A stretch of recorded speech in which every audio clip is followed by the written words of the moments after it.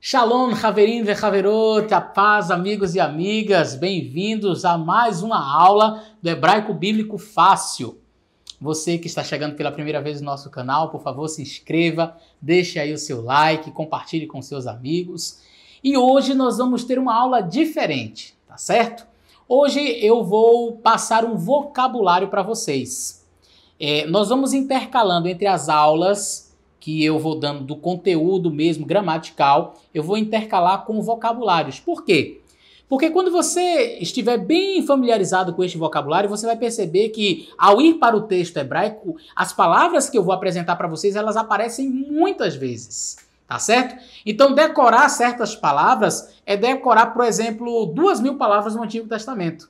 E eu vou exatamente começar com um vocabulário que aparece mais de 2.200 vezes no Antigo Testamento. Então, fica com a gente aí até o final, já compartilha este link aí com seus amigos, tá bom?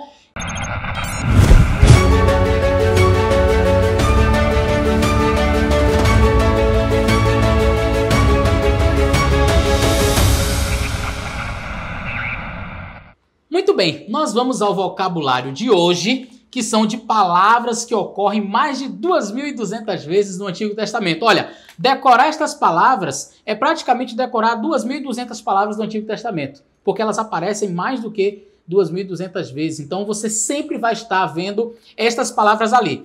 Qual é a dica que eu dou para vocês? A dica que eu dou para vocês é vocês escreverem estas palavras em bloquinhos assim, olha.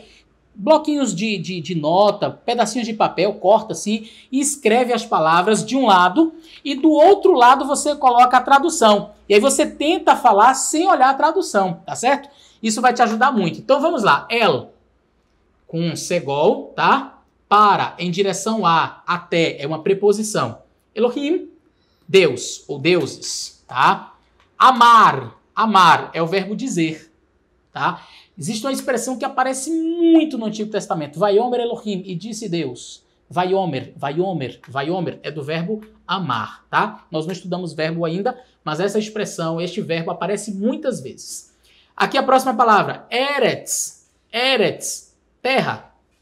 Asher, Asher, pronome relativo, que, quem, os quais, as quais, enfim, é o pronome relativo. Asher, aparece muito. Et é a partícula do objeto direto, não traduzível, ok? Você tem aqui novamente o et como uma preposição, junto com ou com, tá? E quando é que eu vou saber os dois? Pelo contexto. Você vai saber quem é quem. Você tem aqui também be, que é uma preposição em, dentro de, entre, é a preposição be. Tem o verbo bo, que é o verbo ir, entrar, chegar, vir, tá? Ir, vir, entrar, chegar, é o verbo bo, tá certo? Ha é o prefixo do artigo definido. Antes tem ben, né? Ben quer dizer filho. Ha é o prefixo do artigo definido, você já conhece, inclusive já falamos sobre o artigo. Aí você tem aqui o ha com o hatef patá, que é uma partícula interrogativa, quando ele aparece indica que seria uma pergunta. Haya é o verbo ser, acontecer, tornar-se, o verbo ser, estar, haya, tá? Ve, que é a conjunção e também, tá? Quando eu falo com vocês aí no final das nossas aulas, Shalom ve lechitraot, é a paz e adeus, tchau, até mais, lechitraot, ve lechitraot, shalom e tchau. Quando eu digo no início das nossas aulas, Shalom, Haverim, ve Haverot, amigos e amigas, esse ve é esta conjunção aqui. Tá? Aí você tem o tetragrama, que nós pronunciamos Adonai, Adonai, tá? Yom quer dizer dia. Israel, nem preciso dizer a tradução, você já sabe, Israel. Que aqui nós temos a preposição que, como, conforme, enfim. Aqui você tem que quer dizer pois, porquê, para quê, quando, se. Que, pois, porquê, para quê, enfim. Tá? E aqui você tem kol ou kol dessa outra forma aqui, com rolen ou com rolen vav, que significa tudo, todo, tá? Lo, aqui o lamed com o rolen e o aleph. Partícula negativa significa não, tá? Então, por exemplo, no Salmo 23, Adonai roei lo ersá, Mismor le David, Salmo de Davi, faz parte do Salmo essa expressão. Mismor le David. Adonai roi lo ersá. O Senhor, meu pastor, não faltará. Lo ersá. Não, tá? Meler, já vimos essa palavra várias vezes aqui, quer dizer rei. Al, esse al é com ain e patá, que quer dizer sobre, acima, contra, tá? Al. É porque tem um outro al, que quer dizer não, mas é escrito de outra forma, tá? Com aleph. E aqui você tem assá, que é o verbo fazer, manufaturar. Na criação do mundo é utilizado muito desse verbo aqui também. Tem o verbo bará, que quer dizer criar, e tem o verbo assá, que quer dizer criar também, fazer, manufaturar, a partir de obras de matéria-prima já existente. Então, esse aqui é o nosso vocabulário. Copia ele direitinho, tá no link da descrição PDF, é só você baixar, escrever. Como eu falei, bote de um lado do papel a palavra hebraica, do outro você coloca a tradução e vai durante o dia, vai lendo, até você decorar este vocabulário aqui. Você decorar estas palavras aqui, olha, cada uma dessas aparece pelo menos 2.200 vezes no Antigo Testamento. Já pensou? Então, dificilmente você vai pegar um verso no Antigo Testamento que não tenha uma dessas palavras aqui. Olha que coisa legal. Decorando estas palavras, você já tem aí boa parte do Antigo Testamento decorado. Ó! Cada aula, então, eu vou estar intercalando com um vocabulário novo, tá certo? Olá, estudante! Shalom Talmidim! 2 palavras, hein? Hoje a nossa ideia aqui é falar sobre algumas palavras que você deve guardar no seu vocabulário. Nós já falamos 2. Shalom. Shalom quer dizer paz, mas não apenas paz. Shalom é tudo aquilo que você deseja de bom para outra pessoa. Shalom, na antiguidade, ela vem da raiz salam, que quer dizer completar. Olha que legal! Ela é uma raiz semita salam, ela quer dizer completar, algo que esteja completo. No árabe, ela é dita salam aleikum, salam aleikum. Você responde aleikum salam, que a paz esteja contigo. No hebraico, shalom aleichem, que a paz seja convosco. E é interessante porque a bênção sacerdotal termina exatamente com o shalom. Yevarichecha Adonai veishmerecha, Yair Adonai panavelecha vichunecha, Yisa Adonai panavelecha veyasem lecha, shalom. Shalom. Palavra extremamente comum de utilização na conversa. Quer dizer completar, e o objetivo era que a paz, que a sua vida fosse completa. Puxa, que legal!